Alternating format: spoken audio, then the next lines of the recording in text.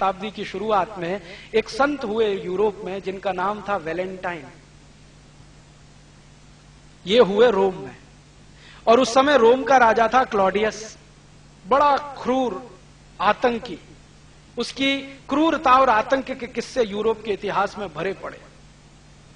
तो क्लॉडियस जो है कहता है कि भाई हम तो महान यूरोपियन परंपरा के वाहक हैं जिसमें स्त्री को तो रखेल बना के ही रखा जा सकता है, पत्नी का दर्जा उसको देना मूर्खता है।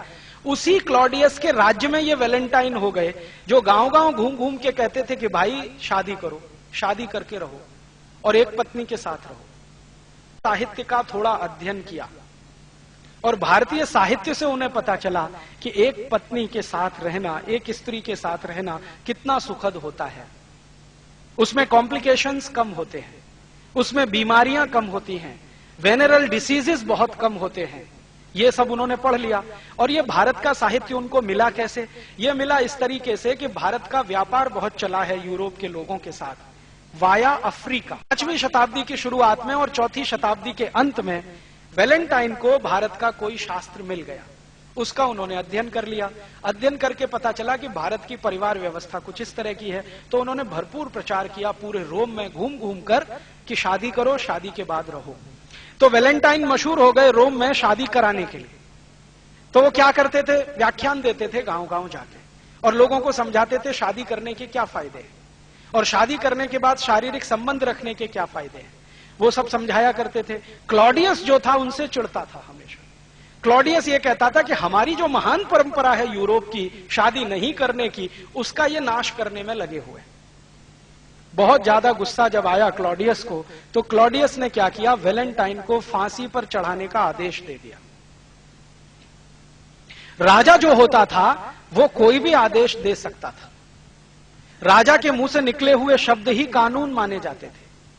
तो क्लॉडियस ने वेलेंटाइन को फांसी पे चढ़ाने का आदेश दे दिया और 14 फरवरी सन 498 को वेलेंटाइन को फांसी पर चढ़ा दिया गया। अब हुआ क्या कि जिन लोगों की शादियां कराई थी वेलेंटाइन ने, वो सब दुखी हो गए और वो सब इकट्ठे हुए। और यूरोप में आपको शायद मालूम है या नहीं, सन 1950 तक फांसी देने की परंपरा खुले मैदान में होती थी। दंड जो है ना, फांसी जैसा, वो सबके सामने दिया जाता था। तो क्लॉडियस ने जानबूझकर क्या किया कि जिनकी शादियां करा दी थी वेलेंटाइन ने, वेलेंटाइन वैसे चर्च में पादरी थे, तो वो क्या करते थे? चर्च में लाके शादियां कराते थे बच्चों की।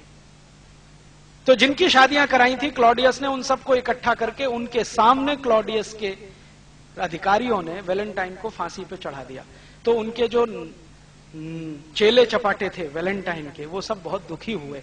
तो उनके दुखद याद में 14 फरवरी 498 से उन्होंने वेलेंटाइन डे मनाना शुरू कर दिया। तो उस दिन से यूरोप में वेलेंटाइन डे मनाया जाता है। माने वेलेंटाइन एक ऐसे व्यक्ति जो शादियां कराते फिरते थे, उनको चूंकि राजा ने फांसी की सजा दे दी, तो उनकी याद में वेलेंटाइन डे मनाया जाता है। ये है वेलेंटाइन डे की हिस्ट्री का उनका पारिवारिक जीवन। अब हमारे यहां ये जो वेलेंटाइन आ गया है, स्कूलों में, कॉलेजों में बड़े धूमधाम से मनाया जा रहा है और हमारे लड़के लड़कियां बिना सोचे समझे एक दूसरे को कार्ड दे रहे हैं। वेलेंटाइन डे के कार्ड छपने लगे और उस पर अंग्रेजी में लिखा होता है, would you be my Valentine this year, would you be my Valentine this year.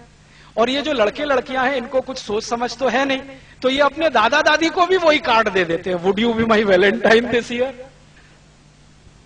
अपने मम्मी पापा